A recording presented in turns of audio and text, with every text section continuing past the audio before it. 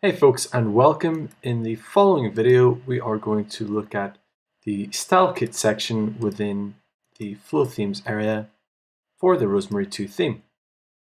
In here we're going to have three sections.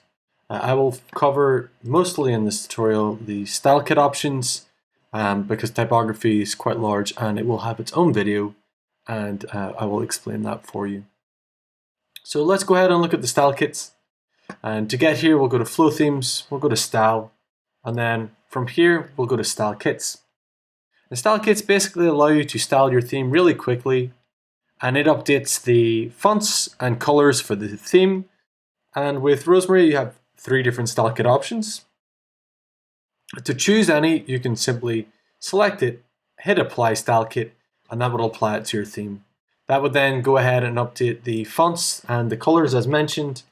And it's really useful for switching between style kits. Maybe you want to update your style pretty quickly, or you want to use one of the different demo options. You can use the style kit option for that. There's also an option to save your current style kit.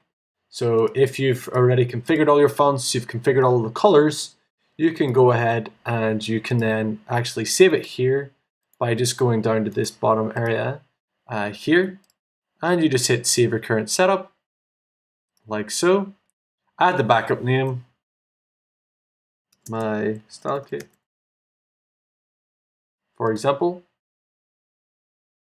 Hit back up, and then it's going to make a restore here. So you can then go ahead and mess around with the fonts and the colors. And if everything isn't working as you wished, you can just go ahead and restore this by hitting this restore button here. That will restore the style kit over any additional settings that you've set up. Colors will be part of that style kit, and in here you have primary text color, secondary text colors, line colors, primary background color, and two secondary background colors. So you can configure those to suit your branding, and it is just a little hex editor. So choose the color that you want, and once you're happy with that, hit update.